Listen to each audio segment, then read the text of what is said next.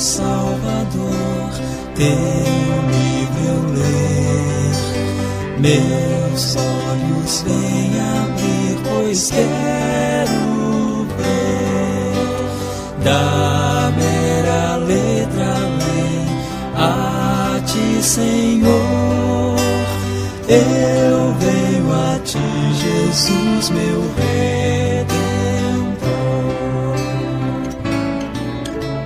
À beira-mar, Jesus, partiste o pão, satisfazendo ali a multidão. Davi do pão és tu, vem, pois assim satisfazer, Senhor, a mim.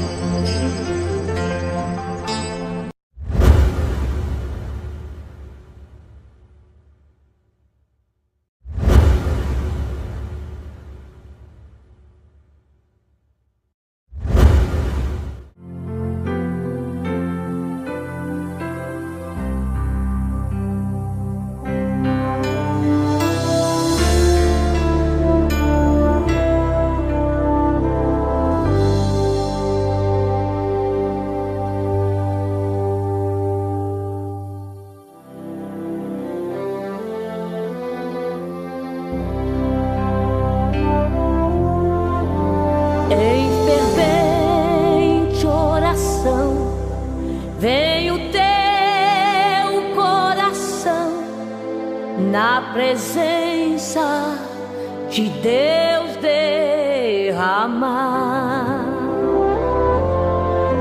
mas só podes fluir o que estás a pedir quando tudo deixares no altar.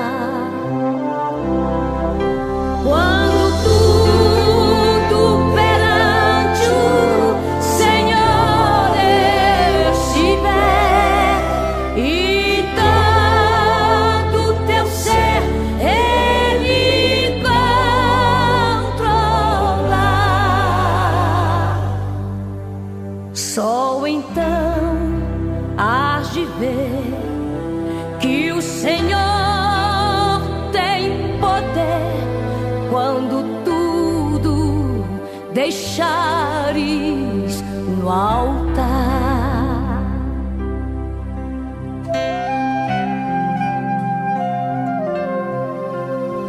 Maravilhas de amor te fará atendendo a oração que aceitar.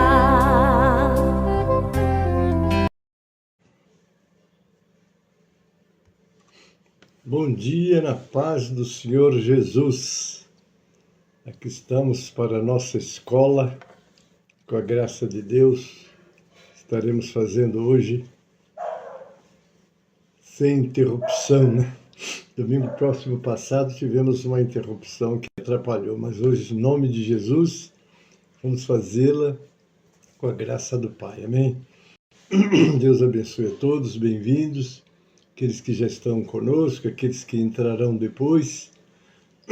Que Deus abençoe. Vamos orar, pedindo as bênçãos do Todo-Poderoso sobre esta aula e que o Senhor esteja conosco, com você no seu lar, e que seja a graça do Senhor sobre nós. Amém? Estou aqui ajeitando. Amém? Vamos orar. Pai Celeste, nós te agradecemos pela noite de paz que nos concedestes. Agora, este momento que vamos iniciar esta escola online, Pai, abençoa aqueles que vão estar à distância conosco, aqueles que vão assistir depois. Nós já entregamos nas tuas mãos, abençoa esta aula, capacita este servo na ministração, também prepara o teu povo para recebê-la, Pai, e que possamos ser edificados pela tua instrução nesta manhã, Pai. Abençoa os nossos cultos presenciais, ó Deus, as igrejas, os pastores, e que a tua palavra nos venha, Pai, para edificar o teu povo nesse dia. Prepara-nos também para a escola à tarde, presencial, à noite no culto. Hoje as tuas filhas estarão dirigindo o culto, que é o culto da União Feminina. Abençoa grandemente, Pai. Nós assim oramos e entregamos em tuas mãos, em nome de Jesus. Amém e amém. Glória a Deus. Nós já vamos iniciar com o 545 do Cantor Cristão. Abra o seu Cantor Cristão aí agora e vamos adorar o Senhor com este louvor. Deixa eu ver como é que está o retorno. Deus abençoe você que já está comigo. Que seja um dia muitíssimo abençoado para todos nós. Amém? Estou vendo aqui que a imagem está boa. Também o som, graças a Deus. Então está tudo bem. Vamos estar agora adorando o Senhor. Quero cumprimentar, aí está o pastor Wesley, Deus abençoe, pastor Wesley, Gilmara Carvalho, Deus abençoe, mãe Uzira, Deus abençoe grandemente. E vamos, o louvor de abertura, não é? 545 do nosso Cantor Cristão, amém? Vamos adorar o Senhor com este louvor. 545 do Cantor Cristão.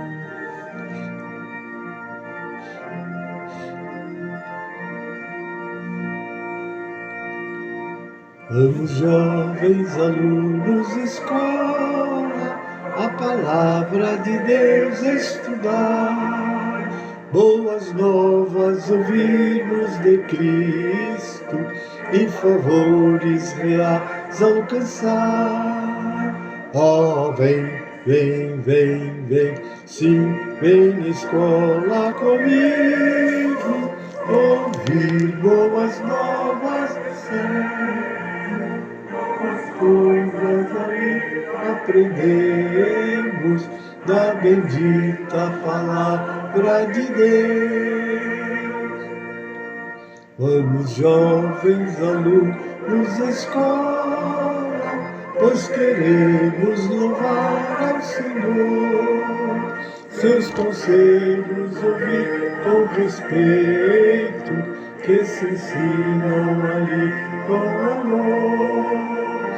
Oh, vem, vem, vem, vem, sim, vem escola comigo, ouvir boas novas do céu.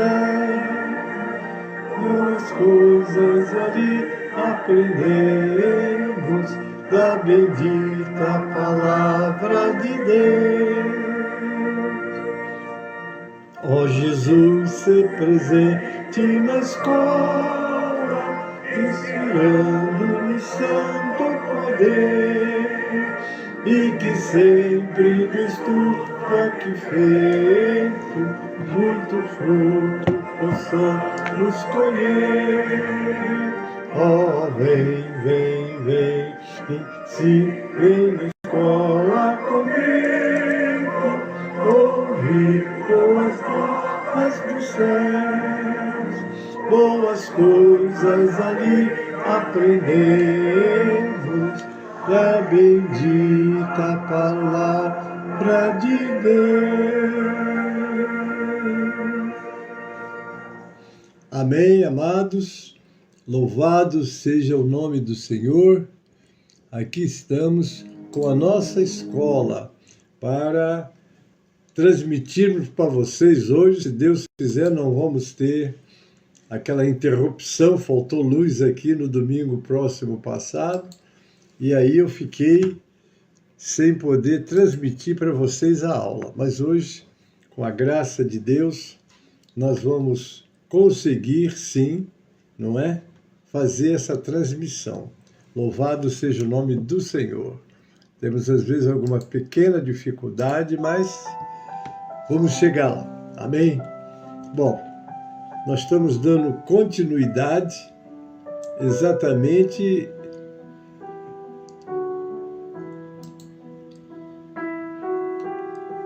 no nosso assunto de hoje. Nós paramos e vamos hoje continuar. Vamos então, estamos estudando o último período, o último texto do primeiro capítulo da segunda carta aos Tessalonicenses, vai do versículo 1 ao 12, amém? E nós vamos estar dando para vocês, então, essa palavra e depois vamos estar ministrando verso por verso. Então vamos lá, ao analisar os 12 versículos, encontramos um fundamento sólido para a nossa própria perseverança e uma visão clara da glória que nos aguarda. O capítulo pode ser dividido em 3 seções distintas. Saudação apostólica, no versículo 1 e 2, ação de graças pelo crescimento espiritual da igreja, versos 3 e 4, e a revelação do justo juízo de Deus como fonte de consolo e esperança. Aí daí vai do verso 5 ao verso 12. Amém? Então vamos lá. O verso 1 e 2, Paulo e Silvano e Timóteo, você vê que a carta foi escrita por Paulo, mas ele traz o nome dos 2 obreiros que estão com ele. Silvano, para quem não se lembra, Silvano é o mesmo Silas, não é? E Timóteo, a igreja dos Tessalonicenses em Deus nosso Pai e no Senhor Jesus Cristo. O 2 diz: graça a vós e paz da parte de Deus nosso Pai e do Senhor Jesus Cristo. A carta começa com identificação dos autores e dos destinatários. Os autores, o autor é Paulo, mas ele dá os 3 nomes, né? E os destinatários, a igreja aos Tessalonicenses, na sua segunda carta. Paulo, embora seja autor principal, inclui os seus companheiros de ministério, Silvano, que é o mesmo Silas, e Timóteo, demonstrando um modelo de liderança plural e colaborativa. A igreja é descrita como estando em Deus, nosso Pai, e no Senhor Jesus Cristo.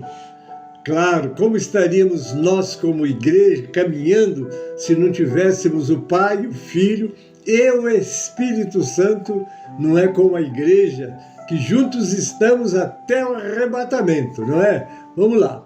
Esta não é uma mera formalidade. Estar em Deus e em Cristo significa estar em uma posição de união vital, segurança e identidade. Quando você olha para a igreja, mas essa igreja é uma igreja pequenina. Não existe igreja pequenina, nem igreja grande, é igreja.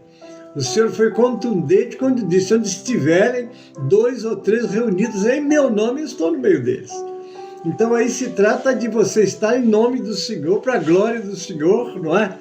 Por isso que a Bíblia diz: quando vocês se reunirem, que um tenha salmo, outro hino, outra revelação, tudo para a glória de Deus. Que assunto você trata quando você se reúne com os santos? As coisas de Deus. Eu converso, quando nós começamos, eu falo, né? Quando nós começamos a falar e que vem à memória todas as experiências que ao longo desses 64 anos de cristão, 54 de pastorado eu tenho tido com o Senhor, a gente traz à memória, começa a compartilhar. Então, quando nós começamos a compartilhar aquela alegria, eu e o irmão também conta as nossas experiências. Qual é o assunto que você tem quando se reúne com seus irmãos?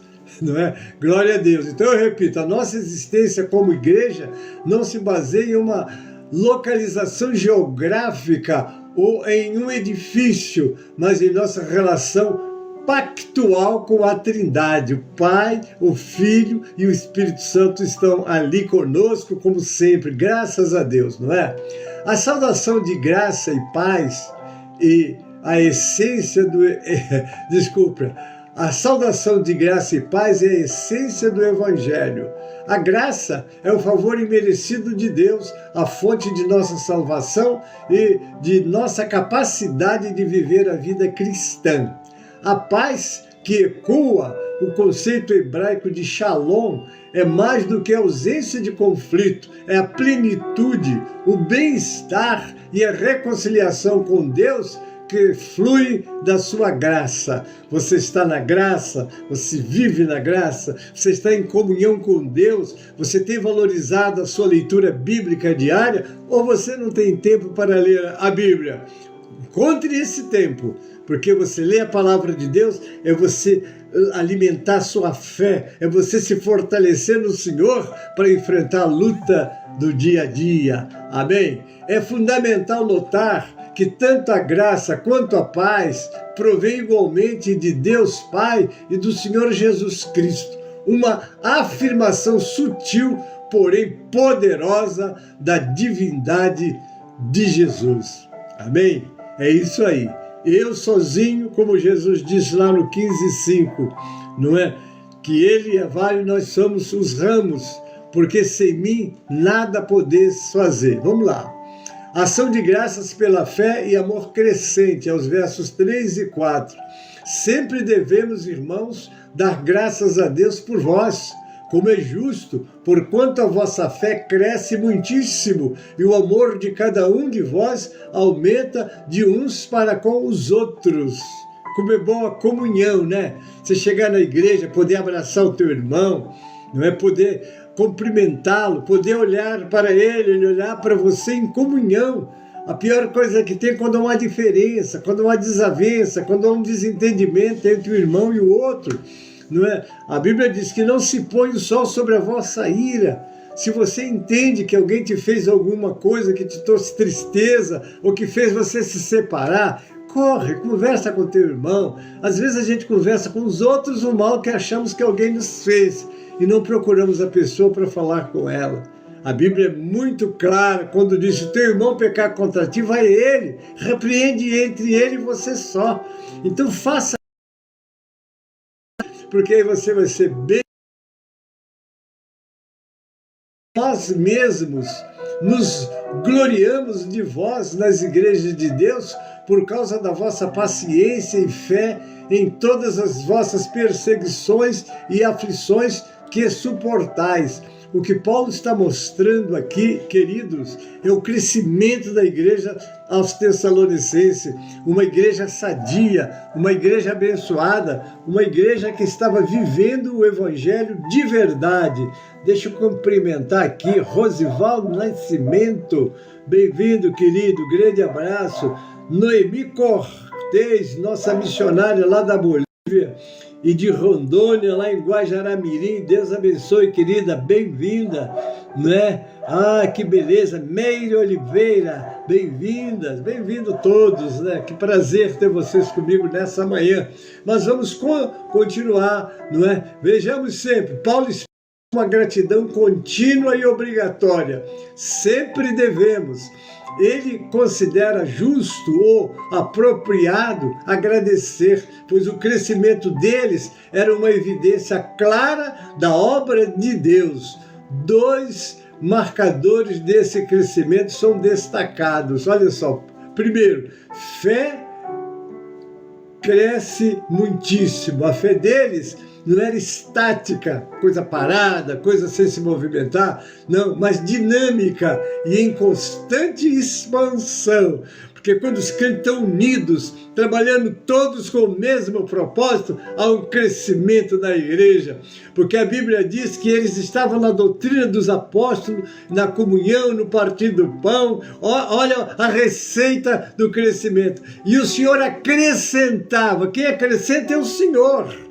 Mas vocês têm que viver a palavra para Deus acrescentar as almas ao seu lado na casa de Deus. Mas quando existe o espírito de divisão, o espírito de contenda, o espírito de dissensão, oh meu Deus, tem misericórdia, isso tem destruído a igreja na terra. Tanta contenda, tanto partidarismo. Irmãos, vai na igreja para adorar. Tem uma vez com um obreiro que fazia alguma coisa na igreja, eu tirei dele. Ele disse assim: o que eu vou fazer? Não tem nada para eu fazer. Ora, você só vem na igreja porque tira uma coisa do lugar e bota da outra? Não. Venha para a igreja para adorar. Né? Guarda o teu pé quando entrares na casa de Deus. Inclina-te mais a ouvir do que oferecer um sacrifício de tolo. Alegrei-me quando me disseram: vamos à casa do Senhor. E como diz o salmista, os nossos pés estão dentro da tua casa, ó Senhor. Então deve de haver aquela alegria em estar na casa de Deus, no encontro com os irmãos, companheiros de batalha, né? A alegria de vê-los, cumprimentá-los, saudá-los e abraçá-los, né? Eu gosto muito de doutrinar a igreja assim: o culto começou, então dá um aceno e senta. Porque às vezes o culto começou, está sendo ministrado ou adorando, o irmão quer abraçar, quer falar, quer conversar. Isso não é bom, isso não é ético, isso não é assim que deve ser. A reverência, não é a adoração, porque se você começa a conversar ou falar, trazendo um assunto, e o pastor, ou o cantor, ou aquilo que está sendo apresentado lá no púlpito, é muito bom que você tenha reverência. Entrou na casa de Deus, ore e cultua, dá um sinal para o teu irmão. Você na hora, eu não quero dizer que você recebeu uma palavra de Deus, não vai entregar ao seu irmão, isso é diferente. Porque a liberdade do Espírito Santo, ela é, obviamente, não é ninguém pode tolir o Senhor de trabalhar, mas os vasos devem ter muita sabedoria e ver que se ele tem que falar com o irmão, não precisa ficar falando alto, vai lá, já aconteceu isso. Eu estava na igreja, a irmã estava orando e Deus me deu uma visão com uma pessoa. Eu fui lá e falei baixinho com a pessoa e voltei. Ela nem soube, ela estava orando, não atrapalhei. Nós temos que ter sabedoria até entrar na casa de Deus e receber os irmãos. Eu não digo o recepcionista que deve receber, cumprimentar, conhecer, fazer a pessoa, levar a pessoa para um lugar onde ela possa assistir o culto com alegria, não é? Então o crescimento da igreja começa na portaria com a recepção, começa no povo que está dentro do templo e, claro, naquela comunhão gostosa, porque você pode sorrir e abraçar uma pessoa sem precisar de estar com ela, para não quebrar, né, aquela unidade espiritual do culto. Mas vamos continuar. Fé cresce muitíssimo. A fé deles não era estática, mas dinâmica e em constante expansão. Em meio à perseguição, ao invés de duvidar, sua confiança em Deus se aprofundava. Primeiro. Segundo, o amor que aumenta. Olha, nós sabemos que o amor é a base, é o alicerce, é o fundamento para a igreja viver e existir. O amor mútuo, que é considerado ágape, esse amor ágape é aquele que vem de Deus, aquele amor altruísta, aquele que ama sem esperar nada de volta, né? Porque nosso dever é amar, porque amar é um mandamento, não é? Você deve amar até os seus inimigos, quanto mais ao povo de Deus, não é isso? Então está lá, o amor mútuo ágape era uma marca visível da comunidade. Este não era um amor teórico, mas prático e pessoal, transbordando de cada um para com os outros. Oh, meu Deus, como nós precisamos, a doutrina do amor precisa de ser, vamos dizer, pregada, vivida, instruída e lembrada aos irmãos, não é isso? Esse testemunho era tão impactante que Paulo e seus companheiros se gloriavam deles, ou seja, os apresentavam como um exemplo a ser seguido por outras igrejas. O motivo desse orgulho espiritual era a paciência, a perseverança, a resistência sob pressão e a fé que eles demonstravam em meio a perseguições e aflições. A fé genuína não é isenta de provações, pelo contrário, ela é forjada e comprovada no fogo delas. É nas perseguições, eu digo até que a igreja primitiva, quando nasceu, ela cresceu na perseguição. Então me parece que as igrejas estão assim um pouco acomodadas, fazendo programações, shows e essas coisas aí. Tudo bem que haja alegria nos cultos, a mocidade, que faça os seus trabalhos, as suas coreografias, mas não esqueça, tem que ser tudo adorando para a glória de Deus, não é? Nada para a sua exibição. Tem pessoas que são exibicionistas, né? Ela quer cantar com a coreografia, aquilo tudo lá. Então nós que somos assim pentecostais, me permitam falar isso, apesar que muitos da restauração estão sem essa marca. Porque o pentecostal, alguém diz, mas Pentecoste é 50 dias de festa. Tá bom, queridos, mas ficou conhecido como a descida do Espírito Santo, não é? Quando o Espírito Santo desceu e batizou, deu àqueles irmãos que estavam reunidos, eram 120, idiomas falados em todas as partes. Diz que tinha lá gente de todas as regiões distantes que falavam idiomas uns diferentes dos outros, pois Deus usou eles em cada idioma. Foi uma coisa assim muito linda. Ouvimos-os falar na nossa própria língua de nascimento, são todos galileus que estão aqui. Então, é aquele momento de alegria. Um dia em Mesquita, lá pela década de 60, quando viemos para a obra, nós tínhamos o nosso templo em Mesquita, o pastor Cristino Alves Martins era o meu pastor, um pastor muito instruído, tinha uma palavra gloriosa, me lembro, eu corria para ouvir aquele meu pastor, foi o meu início de fé, eu tinha 16 e 17 anos, um dia nós tivemos um culto lá, mas a descida do Espírito Santo foi tão forte, irmãos, que os vizinhos da rua vieram, ficaram tudo lá. O que é isso? O que está acontecendo? É como no dia de Pentecostes. O que está acontecendo? Que barulhão é esse? Aconteceu. Eu vivi isso na década de 60, lá atrás, não é? Com um movimento de Deus poderoso. Então, Pentecostes é isso, é o poder de Deus na igreja, no pastor, nos membros. Obviamente, isso não quer dizer que o culto não tem a sua liturgia, mas quando o Espírito Santo desce, esquece essa organização litúrgica e deixa Deus trabalhar, que quando Deus trabalha, o resultado é sempre super positivo e maravilhoso, não é? Então vamos lá. Glória a Deus, eu fico um pouquinho animado, né? A fé genuína não é isenta de provações, pelo contrário, ela é forjada e comprovada no fogo delas. O justo juízo de Deus e o alívio futuro. Agora eu estou meditando no versos 5 ao 12. Esta sessão é a coroação teológica do capítulo, oferecendo uma perspectiva eterna para o sofrimento presente. Irmãos, não estranhe, eu disse que a igreja primitiva cresceu nas perseguições e que nós estamos um pouco acomodados, não é? Mas a grande verdade é que as provas virão, não é? E você tem que estar preparado, não é? Porque se você não estiver preparado, ao invés de você crescer nas provas, você vai sucumbir nelas, né? A prova, vamos lá, o 5 diz assim: prova clara do juízo de Deus, para que sejais havidos por dignos do reino de Deus, pelo qual também padeceis. É, querido, nós estamos aqui, mas nós não somos daqui. É aquele, sou forasteiro aqui, em terra estranha estou, do reino lá do céu, embaixador eu sou. Você é embaixador de um reino, você está trazendo aqui as instruções, as informações, não é? Porque esse reino é um reino verdadeiro, ele é o Senhor do céu, da terra e de tudo.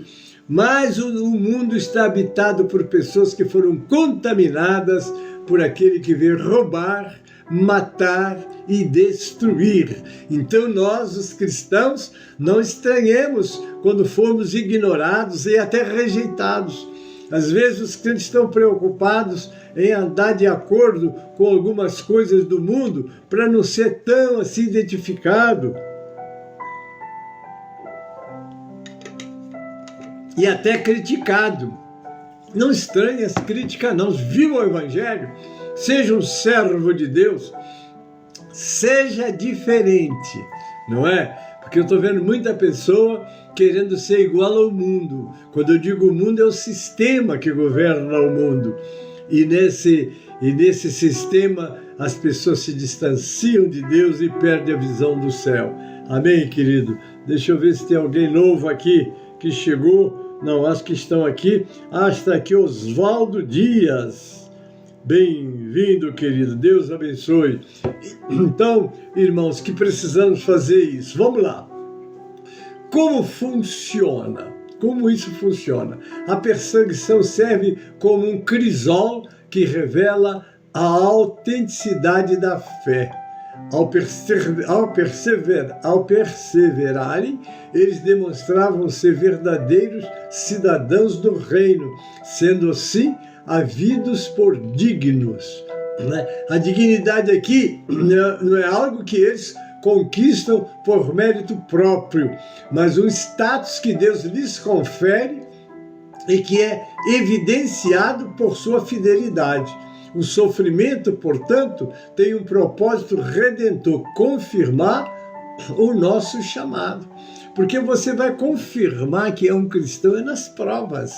É nas lutas, é nas dificuldades que se revelam os verdadeiros homens de Deus. Portanto, tem um propósito redentor, confirmar o nosso chamado. Agora eu vou para o 6. Se de fato é justo diante de Deus que dê em paga tribulação aos que vos atribulam. Vamos para o 7. E a vós que sois atribulados, descanso conosco, quando se manifestar o Senhor Jesus desde o céu com os anjos do seu poder. Não é? A tribulação, a perseguição, a luta está aqui, não é? E eles lutam de todas as maneiras para nos calar, não é? Mas como nos calar? Eu vou lembrar da palavra dos apóstolos: mais importa obedecer a Deus do que os homens. Aqui Paulo estabelece um princípio de justiça divina retributiva. Haverá uma inversão completa de papéis no futuro. Para os perseguidores, o destino é tribulação.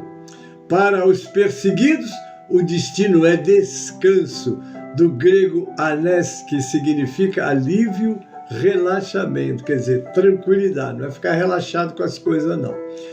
Este alívio começa para a igreja no momento do arrebatamento, antes do período da tribulação, e se consuma plenamente na eternidade, não é? Há os médio, o exo e os pós-tribulacionistas que não compartilham que o Senhor vai tirar a igreja antes da grande tribulação. Porque a tribulação eles vão passar com o anticristo, né? Porque o anticristo vai ser detido, ele não está podendo, ele já está por aí, mas ele não pode agir. Não é? Apesar de que um homem será revestido de Satanás para trazer uma falsa paz ao mundo, e Satanás vai usá-lo nesse período de maneira tremenda. Mas enquanto a igreja está aqui, com ela o Pai, o Filho e o Espírito Santo, enquanto a igreja está aqui, ele está retido, não é? Ah, você não sabe a importância da igreja na tua região, o que somos e o que fazemos aonde estamos. Eu gosto muito de lembrar da oração de Abraão por Ló, que estava lá no meio de Sodoma, de Gomorra, naquele lugar que Deus determinou a destruição pelo seu, vamos dizer assim, exagero de coisas erradas. Deus então desceu para destruir. E Abraão vai interceder, ele intercede começando perguntando a Deus: se eu tiver 50 justos? Deus disse: por causa dos 50 justos eu não vou destruir. E ele chega a 10, e se tiver 10? Pelos 10 eu não destruo. Então veja a importância do povo de Deus, irmãos, a igreja do Senhor. Ah, esse barulho de carnaval, barulho de outras coisas que acontecem, eles ficam quietinhos, mas a igreja incomoda, não é? Por que incomoda? Porque infelizmente eles não estão sós. Aquele que veio roubar, matar e destruir, eles estão sob o domínio dele. E ele teme, olha só, ele teme que você seja liberto, que aqueles que estão presos sejam libertos. Então ele tenta vedar, tenta impedir, não é, que esses faladores, mensageiros, trabalhadores de Deus cheguem até você. E a igreja está de portas abertas, né? Eu louvo a Deus. Quando chego na igreja, né, nós temos aqui em São Paulo 10 portas abertas aos domingos, recebendo as almas, levando elas a Jesus. Eu alegro, não importa quantos estão ali, o que importa é que a porta está aberta. Quantas vezes possa alguém necessitar de entra, e quando entra encontra um lugar para servir a Deus e depois entrar nos céus. Eu digo que os nossos templos são a porta do céu. Entre lá, ouça a palavra, receba a palavra, seja liberto, porque você está entrando exatamente agora, aonde você amanhã estará na eternidade com Deus. Glória a Deus por isso, que é maravilhoso. A minha alegria é entrar na igreja, eu confesso. Se eu for lá, hoje, por exemplo, quem vai dirigir os trabalhos, as irmãs, eu quero estar lá dando glória a Deus, louvando a Deus pelos louvores, pela pregação. Já sei que tem uma pregadora convidada, glória a Deus. Irmãos, bom é estar na casa do Senhor, adorando ao Senhor, ouvindo a sua palavra, porque aqui, entrando na casa de Deus, nós estamos nos preparando para ir morar no céu. Tem pessoas que querem ir para o céu, mas não querem ir para a igreja, querem ir para o céu, mas não querem ouvir a palavra. Você está preparado? Se você quer visitar uma nação, o que você tem que fazer? Conhecer a cultura dela, conhecer o idioma dela, enfim, se preparar para ir para lá. Como é que você quer ir para o céu sem se preparar para como viver lá? E aonde você se prepara? Na casa de Deus. É na casa de Deus que você recebe as instruções para se preparar para ir morar com o Senhor na glória. Então, precisamos disso, não é, queridos? Então, está aqui a palavra de Deus. O momento dessa vindicação final está ligada à manifestação do Senhor Jesus desde os céus. Ele está vindo, está chegando a hora de cumprir o grande Maranata. A hora vem, Senhor Jesus. Amém? Esta descrição se refere à sua segunda vinda em glória, no final da tribulação, né? É claro que aqui está falando a segunda vinda de Cristo com a igreja, né? A primeira é para a igreja, a segunda é com a igreja para julgar o mundo. Ele não virá como o cordeiro sofredor, mas como o rei vitorioso, acompanhado pelos anjos do seu poder. Agora o 8 diz, como labareda de fogo, tomando vingança dos que não conhecem a Deus e dos que não obedecem ao Evangelho de nosso Senhor Jesus Cristo, os quais por castigo padecerão eterna perdição, longe da face do Senhor e da glória do seu poder. Aqui está a condenação dos ímpios, né? Eles não querem Jesus. Quando você fala de Jesus, Jesus não, começa a dar outras indicações na conversa, não querem ouvir de Jesus. E Jesus é o único que liberta, como está lá em 4:12 de Atos. Não há um outro nome dado entre os homens em que possam ser salvos.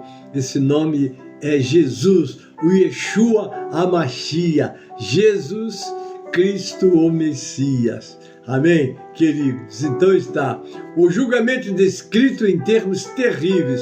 O fogo simboliza a purificação e a ira santa de Deus. A vingança de Deus não é um ato de paixão descontrolada, mas a execução de uma justiça perfeita e necessária. Os alvos do juízo são dois grupos que se sobrepõem. Olha só, os que não conhecem a Deus, aqueles que suprimem o conhecimento de Deus revelado na criação. Se você ler Romanos 1:18-21, você viu que não se interessaram, não quiseram, né? Os que não obedecem ao Evangelho, não querem conhecer e nem obedecer, né? Aqueles que ouviram a mensagem da salvação em Cristo e a rejeitaram deliberadamente. A punição é a eterna perdição. Eu já vi um tema muito interessante. O inferno é o lugar onde a oração não é respondida. Lá o desespero é sem parar. Eu estou conversando com vocês e muitas almas estão entrando no inferno, porque a mortandade no mundo, ela é sem parar, não é verdade? Então o que acontece? Quem tem Cristo, aleluia, vai para a glória com o Senhor, não é? Eu gosto muito daquela experiência contada em Lucas, no capítulo 16, onde o Senhor mostra a história de Lázaro e o rico, né? Lázaro, um homem de Deus, morre, os anjos vêm e o levam para a presença de Deus, representado ali por Abraão. O rico, que não quis nada com Deus e abandonou, não teve interesse nas coisas de Deus, morre e vai para o inferno. Lá no inferno, agonizando, ele olha para Lázaro no seio de Abraão e pede que Lázaro vá lá aliviar a dor dele, molhando a ponta da língua. Depois, quando ele vê que não tem condições, porque era como misturar paraíso com o inferno. Paraíso é lugar de glória, o inferno é lugar de desgraça, é um lugar de dor. e ele vê aquele homem que ele desprezou, que vivia das migalhas dele, agora em glória. É isso que acontece. Ali representa as lutas que nós temos, mas o que nos aguarda é uma glória inefável, uma coisa maravilhosa, não é, queridos? Por isso que vale a pena padecer um pouco, porque o que nos aguarda é muito grande e nós vamos estar desfrutando dela em breve. Glória a Deus por isso, não é?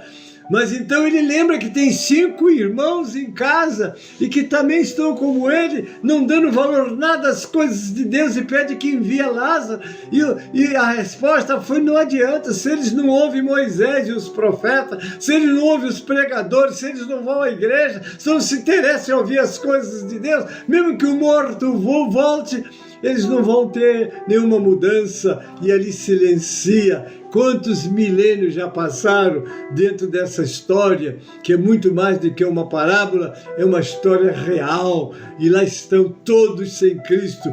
Aquele que crer e for batizado será salvo, mas aquele que não crer será condenado. A punição é a eterna perdição. É crucial entender o que isso significa.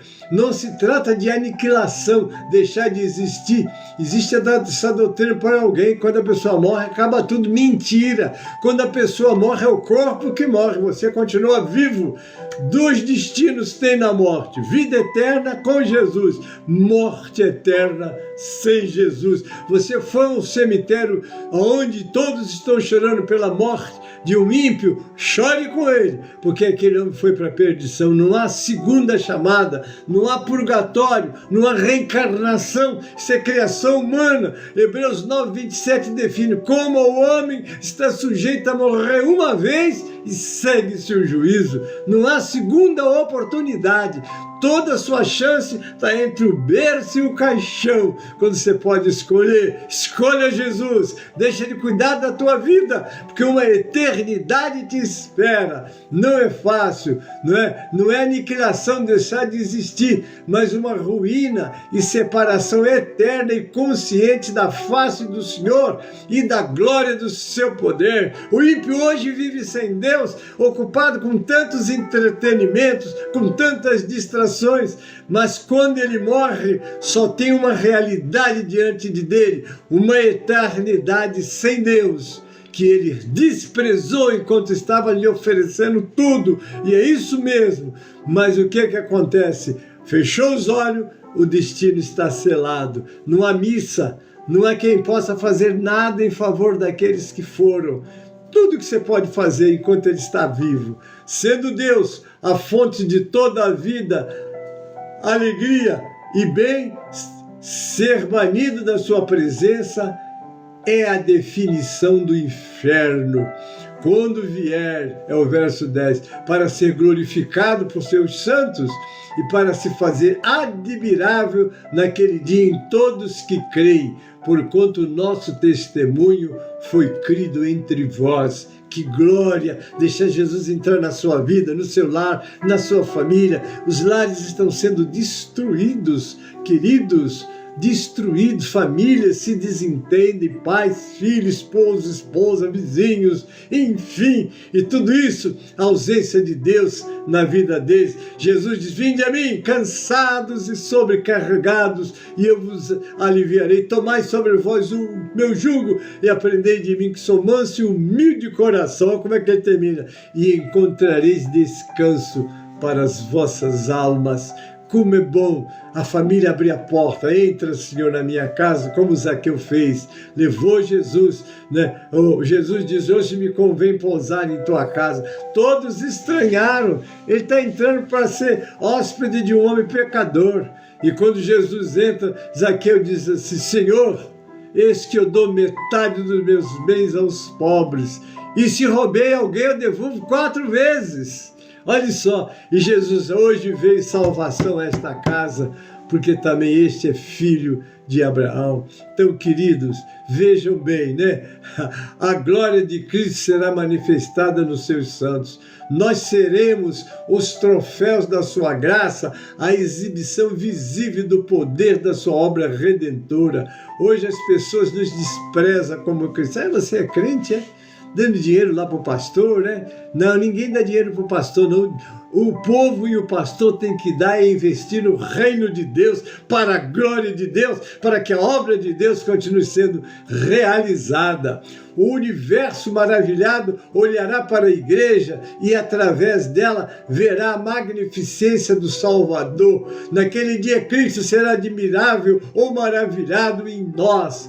O que reforça que a salvação é inteiramente para a sua glória. A oração apostólica pelo cumprimento do chamado, é o verso 11 e 12. Por isso também rogamos sempre por vós, para que o nosso Deus vos faça dignos da sua vocação e cumpra todo o desejo da sua bondade e a obra da fé com poder.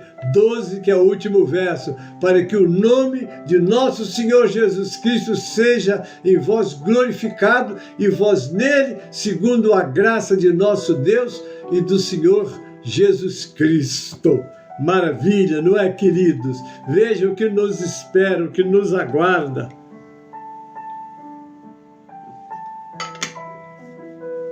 Diante dessa perspectiva gloriosa, a resposta do Paulo é a oração. Ele ora para que Deus capacite os crentes a viverem de uma maneira que corresponda ao seu elevado chamado celestial. A oração tem 2 pedidos específicos.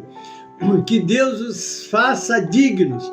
Novamente, não se trata de mérito, mas de capacitação divina para viver uma vida que agrada a Deus. Tua vida, a minha vida, nossas vidas têm agradado a Deus? Como é que eu tenho vivido? Hoje as pessoas vivem mais em prol de agradar os outros do que a Deus. Quem você tem agradado na sua existência? Esse é o primeiro ponto. 2, que Deus cumpra a sua obra neles, que Ele realize todo o desejo da sua bondade, os bons propósitos que Ele tem para eles e complete a obra da fé com poder. O propósito final de tudo isso é a glória mútua, que o nome de Cristo seja glorificado nos crentes e que os crentes encontrem sua própria glória nele. Este ciclo de glória não é alcançado por esforço humano, mas é inteiramente sustentado pela graça de nosso Deus e do Senhor Jesus Cristo. Eu sempre gosto de lembrar e falar, é o Senhor que fez. Mas pastor, não foi o gênio foi só um vaso. Você é um vaso, você é um instrumento, mas é Deus que faz tudo em todos e através de todos. Por isso que ele diz, aquele que crê em mim fará as obras que eu faço e fará maiores do que essas, porque eu vou para o Pai. Maria do Carmo, bem-vinda, querida, Deus abençoe. Então, meus irmãos, é Ele que faz. O querer e o efetuar é Deus que opera em nós segundo a sua boa vontade. Então toda honra, toda glória, todo poder, todo reconhecimento tem que ser dado ao nome dele. Amém? Vamos lá. Este capítulo, embora escrito para uma igreja do primeiro século, está repleto de verdades atemporais, para lá e para cá, para os crentes de hoje. O sofrimento tem propósito. Nossas provações não são em vão. Elas são permitidas por Deus para fortalecer nossa fé, aprofundar o nosso amor e confirmar a realidade do nosso chamado. Você foi chamado, oh glória a Deus! Se você tem certeza que você foi chamado, procure ver em Deus, coleta uma chamada. É assim, fica na disposição de Deus. Não fica com aquele dedo que parece até limpador de para-brisa, né? Meu irmão, nós estamos precisando. Não, eu não posso. Meu irmão, diga, eu não tenho capacidade, mas eis-me aqui. O que eu puder, eu quero fazer. Eu quero estar ativo no reino de Deus. Amém? Em vez de perguntar por que eu, devemos perguntar o que o Senhor quer me ensinar com isso. A justiça de Deus é certa. Vivemos em um mundo onde a injustiça muitas vezes parece prevalecer. Esse texto nos assegura que Deus é um justo juiz. Haverá um dia de acerto de contas. Essa verdade deve nos libertar da amargura e do desejo de vingança pessoal, permitindo-nos confiar a causa àquele que julga retamente. A urgência da evangelização é aqui, ó. A descrição do juízo vindouro sobre aqueles que não obedecem ao Evangelho deve nos impulsionar a proclamar a mensagem da cruz com urgência e compaixão. A eternidade está em jogo. Viva com uma perspectiva eterna. A esperança do retorno de Cristo e da glória futura deve moldar a maneira como vivemos hoje. Isso nos dá perseverança nas dificuldades, pureza em nossas motivações e um foco inabalável naquilo que é eterno. A oração é essencial para a perseverança. Orai sem cessar. O exemplo de Paulo nos ensina a interceder uns pelos outros, pedindo que Deus nos capacite a viver de maneira digna do seu chamado e a completar a obra que Ele começou em nós. Amém, queridos? Agora eu vou fazer já a conclusão. Segundo Tessalonicenses 1, é um farol de esperança em meio ao mar de tribulações. Paulo eleva o olhar dos crentes sofredores de suas circunstâncias imediatas para a certeza da justiça divina e a glória do seu destino eterno. E ele lhes assegura que seu sofrimento presente está forjando um peso eterno de glória e que o mesmo Jesus que os salvou, aleluia, retornará para vindicá-los a ser glorificado neles. Que possamos, amados, absorver essas verdades em nossos corações, que a nossa fé cresça, nosso amor aumente e nossa esperança seja firmemente ancorada na promessa do retorno de nosso Senhor. E que pela sua graça vivamos de tal maneira que naquele dia o nome de Jesus seja glorificado em nós e nós nele para todo sempre. Amém, queridos? Assim nós encerramos este capítulo, né? Porque esse capítulo foi bênção nas nossas vidas. Eu tinha ele preparado para o domingo passado, não deu para eu entregar, mas hoje, graças a Deus, aí está ele, e que Deus nos abençoe grandemente, não é isso? E eu agora quero chamar o louvor da nossa conclusão. Amém?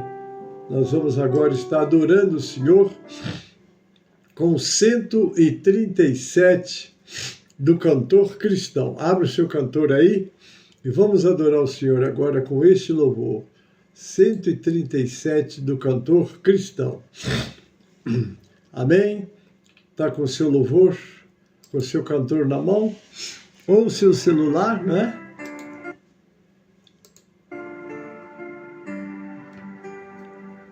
Vamos lá?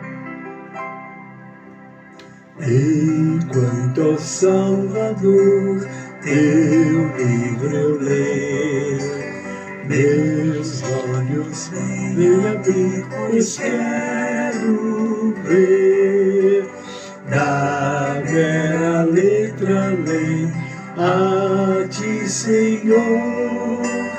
Eu venho a ti, Jesus, meu Redentor. À beira-mar, Jesus, partiste o pão, satisfazendo ali a multidão. Da vida o pão és tu, vem, pois assim satisfazer, Senhor, a mim. Amém. Amém, querido. Deus nos abençoe a todos vocês. Aí está o nosso irmão Leonardo Montelo. Obrigado pela presença. Estamos lá nos Estados Unidos, nossa Rosângela Frauches. Amém. Paulo Sérgio da Conceição, nosso pastor. Deus abençoe vocês todos, queridos. Um prazer tê-los conosco. E nós agora já estamos encerrando. Quero convidá-lo para assistir o nosso clamor do meio-dia, o nosso clamor das 18 horas. E logo mais, às 16h30, 16 e pouquinho, nós estaremos com a nossa escola também ao vivo à tarde. E depois, às 18 horas, o nosso culto à noite. Né? Hoje é a União Feminina que estará dirigindo, mas nós todos estaremos lá para adorar e glorificar o Senhor. Recebe um abraço do pastor Gênesis, da nossa escola. E agora nós já estamos caminhando para o encerramento. Mas antes eu queria conhecer algum aniversariante no nosso meio. Bom, se você é um aniversariante, parabéns, Deus abençoe e multiplique essa data por longos e longos anos. E eu quero recitar agora o versículo do aniversariante, que é o Salmo 90, versículo 12. Vamos dizer juntos? Ensina-nos a contar os nossos dias de tal maneira que alcancemos corações sábios. Deus te abençoe, Deus te guarde, Deus te multiplique essa data por longos anos. Não esqueça, na presença do Senhor. Amém? Deus abençoe. Agora nós estamos encerrando, não é? Voltamos às 16 horas com a nossa escola ao vivo, presencial, lá na sede, e também às 18 e pouquinho com o nosso culto à noite, que hoje será dirigido pela União Feminina. E eu quero lembrar os irmãos que não esqueça do nosso congresso da UFEMI, não é? Nossa irmã Ana Elizabeth disse que Deus está providenciando tudo e nós vamos estar lá para ouvir as nossas irmãs e dar uns glória com elas também, né? Agora no final do mês e no início do próximo mês haverá esse congresso, não é? Ela está sempre convidando, né? Tem que fazer a inscrição, tem que estar, aqui é tudo como ela mesma comenta. Estou só lembrando e pedindo-nos ore para que Deus faça desse congresso um avivamento para todos nós que vamos estar lá e para a sua obra em geral. Porque os cristãos que vão estar lá, que a maioria da obra, que é o FEMI, é nacional, não é local, né? Teremos lá irmãs de todas as nossas igrejas, de quase todas. Então, se elas saírem avivadas, vão levar o avivamento lá para os seus locais também, com certeza. Então, vamos estar orando também por esse trabalho. Amém? Que Deus abençoe, uma semana de paz. E agora nós encerramos, em nome de Jesus, com esta oração. Pai, obrigado pelo privilégio de estar ministrando a Tua palavra para o Teu povo. Abençoe todos que estiveram comigo nessa aula. Ó Senhor, prepara eles para o dia todo, para a semana, mês e ano, que eles tenham as Tuas mãos poderosas sobre eles, protegendo e livrando de todo mal. Prepara-nos para os cultos presenciais. Ó Deus, desperta aqueles que ainda estão dentro de casa, quando poderiam estar na Tua casa. E a Tua palavra diz que não devemos ser como aqueles que deixam a sua igreja, deixam de congregar. Ó Pai, congregar é um privilégio, estar na presença de Deus como igreja, não como pessoa, ainda que o Senhor nos atenda onde estivermos, mas congregar é importante para o Teu povo, para crescer na graça e no conhecimento de Deus. Então, Pai, eu te peço abençoá-los grandemente, ó Deus, neste dia. Também prepara-nos para o clamor do meio-dia, o clamor das 18 horas e os cultos presenciais. Agora te peço abençoar os nossos aniversariantes, Senhor, dá-lhes sabedoria no dia a dia, graça, vitória e saúde. Assim eu oro pela nossa nação brasileira e pela Tua igreja na terra, Pai, que tem a missão de ser o sal e a luz da terra. Dá que possamos cumprir esta missão dignamente, Pai, e poderosamente revestidos do Senhor e da força do Seu poder. Obrigado, Pai. Oramos assim com ação de graças, em nome de Jesus e para a glória do Senhor Jesus. Amém e amém. A graça do Senhor Jesus e o amor de Deus, o nosso Pai, a comunhão e as consolações do Espírito Santo, seja convosco, amados, e com todo o povo de Deus que está na terra. Amém e amém.